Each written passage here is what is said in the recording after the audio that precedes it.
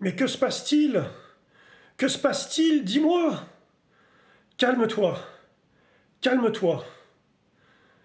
Je n'entends rien, s'il te plaît. Calme-toi. Voilà. Si tu continues à crier, je vais t'obliger de raccrocher. Tout avait commencé un dimanche après-midi. Je revenais d'un déjeuner de famille. La route était dégagée. Le téléphone de la voiture se manifesta.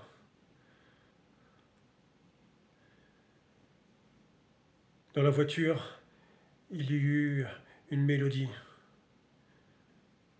La sonnerie du téléphone. Je regardais à droite, à gauche, la route est dégagée. J'ai appuyé sur décrocher.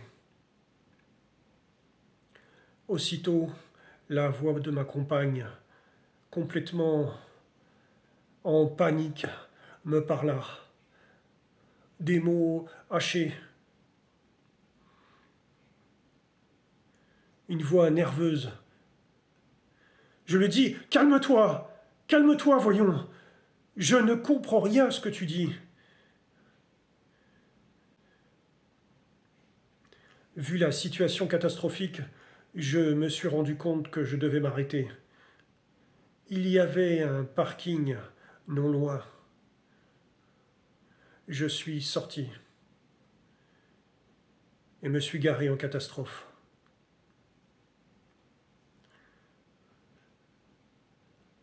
Je suis arrêté. Raconte-moi, qu'est-ce qui se passe, voyons? Je ne comprends rien.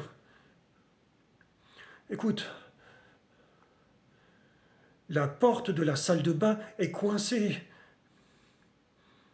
Comment ça? Qu'est-ce qui se passe? C'est quoi cette porte de la salle de bain coincée?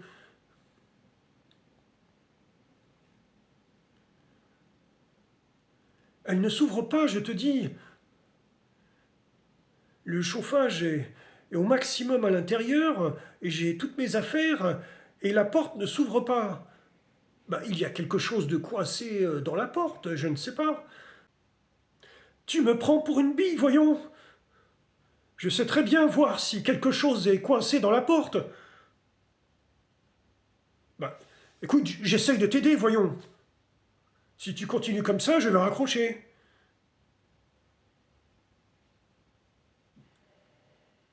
Elle est coincée dans la salle de bain.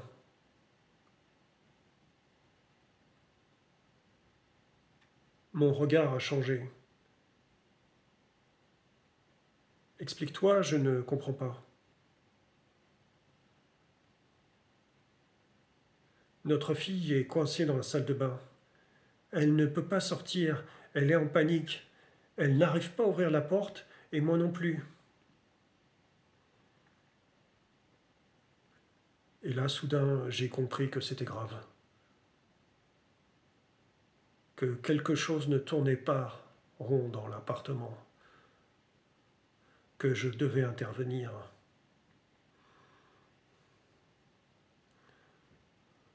Qu'est-ce qui s'est passé? Raconte-moi. Elle devait se laver les cheveux, et donc elle est rentrée dans la salle de bain. On a allumé le chauffage, il faisait froid. Et moi, je suis passé dans la chambre chercher de nouvelles serviettes.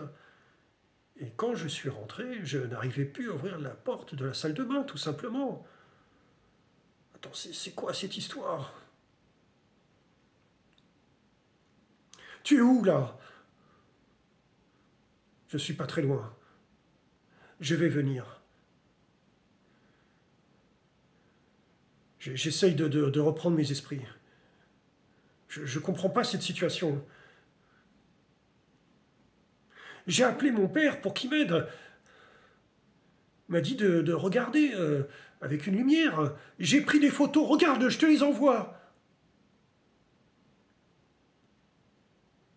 J'ai regardé sur mon smartphone, il y avait bien la photo de la porte, et en gros plan, la serrure. Mais je ne voyais pas grand-chose. Pour moi, c'était normal. Tu ne vois pas qu'il y a quelque chose? Non. Bon, écoute-moi bien. Je vais arriver. Je vais arriver, patiente. Essaye de la rassurer. Qu'elle ne panique pas surtout.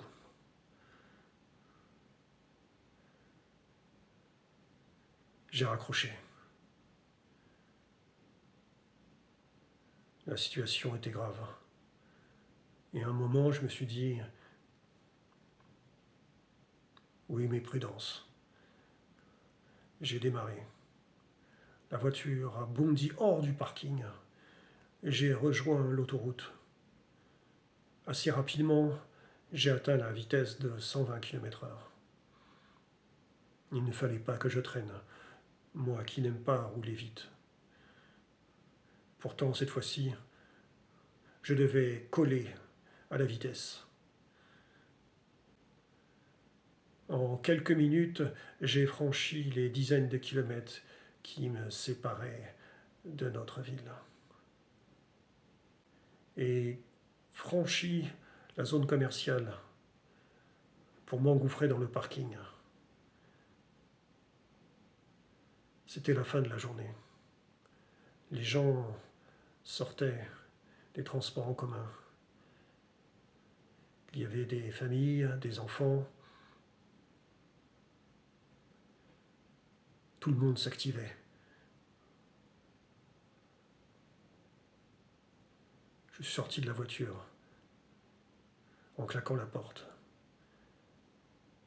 J'avais pris mon sac avec moi. J'ai rejoint rapidement la résidence. Bonjour madame Delphine, comment allez-vous? Bien? Et vous monsieur? Écoutez, ça va, mais je dois rentrer, il y a un problème à la maison. Ah, et votre compagne va bien? Oui, et votre fille? Oui, oui, oui, mais j'ai un problème à résoudre. Je dois vous laisser. C'était la gardienne. Très sympathique, au demeurant. On lui offre des chocolats tous les ans, avec une petite enveloppe.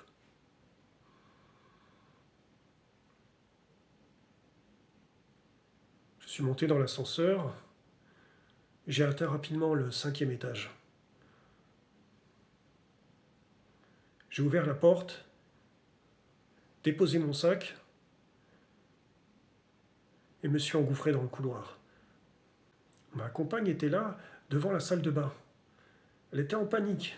Elle avait une sorte de tournevis dans la main et elle essayait de tourner la poignée. Je me suis approché d'elle. Que se passe-t-il?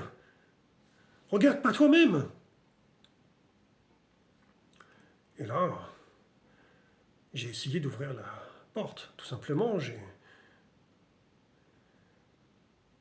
tourné la poignée et il ne se passait rien. La porte ne s'ouvrait pas.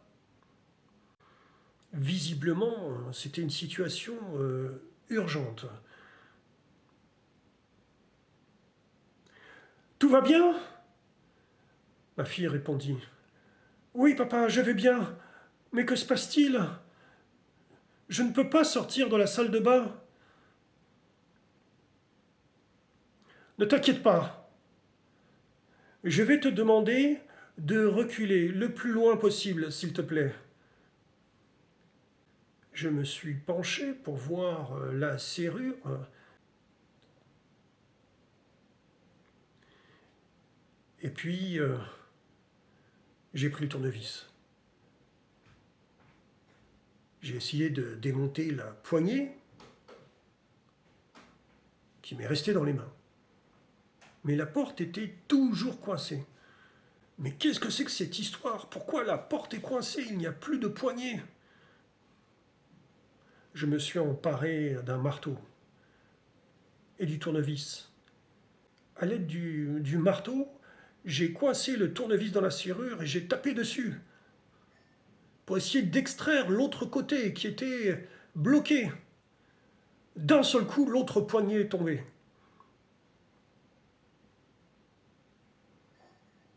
Il n'y avait donc plus de poignée, plus rien. Et là, j'ai essayé de pousser la porte. Elle ne bougeait pas.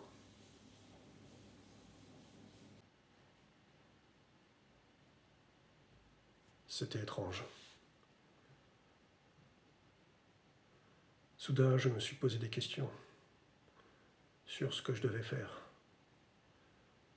Et là, sans trop réfléchir, j'ai demandé à ma fille de s'éloigner le plus possible de la porte, une nouvelle fois. Et cette fois-ci, je lui ai demandé de se mettre sur le côté, bien à l'abri, parce que j'allais essayer de défoncer la porte, carrément. Ma compagne m'a regardé, m'a dit « Mais qu'est-ce que tu vas faire, voyons ?» Il n'y a plus que cette solution. Tu te prends pour qui? Pour John Wayne? Je l'ai regardé. Qu'est-ce que tu veux que je fasse? Je vais essayer. Et là, j'ai donné des grands coups d'épaule dans la porte. Elle n'a pas bougé, même pas de 1 millimètre. C'était désespérant. Je me suis reculé. Puis, j'ai lancé des grands coups de pied. Rien, elle ne bougeait pas. Il fallait que je réfléchisse. Au lieu d'utiliser des moyens qui ne fonctionnaient pas, je devais raisonner. Je me suis approché de la serrure. Et là, avec mon smartphone, j'ai éclairé. Je me suis aperçu qu'il y avait une partie de la serrure dans la porte. La serrure en elle-même était dans la porte. Et le bout de métal, qui normalement vient bloquer la porte avec la poignée, était resté coincé entre la porte et le mur. Mais d'après ce que j'avais vu, un ressort avait cassé. Et tout un morceau de métal était coincé entre la serrure et le mur, dans la partie métallique. Et là, je ne pouvais rien faire.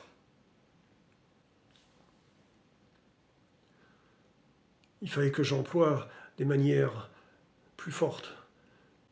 J'avais une sorte de scie métallique.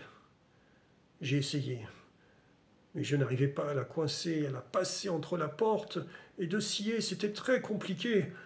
Bref, au bout d'un certain temps, j'ai repris mon marteau et de gros tournevis. J'ai tapé dans la partie métallique très fort, en donnant des coups de pied, en donnant des coups d'épaule, et je me suis fait mal. Et au bout d'un moment, face à la pression, la partie métallique céda. La porte finit par s'ouvrir. Une espèce de bruit de bois déchiré. J'avais l'épaule défoncée. J'avais mal. Aussitôt, ma compagne est entrée dans la salle de bain pour prendre ma fille dans ses bras. « Ça va? Tu n'as rien ?»« Non, ça va. Mais qu'est-ce qui s'est passé ?» La serrure, le loquet de la serrure, je ne sais pas comment dire, est resté coincé. J'ai eu peur. Cet événement m'a bouleversé. Une simple situation sans importance peut se transformer en drame. Imaginez vous-même coincé dans la salle de bain, sans téléphone.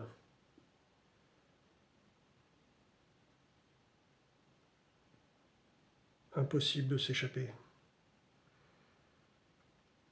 Généralement, les salles de bain n'ont pas de fenêtre. Généralement, la pièce est fermée.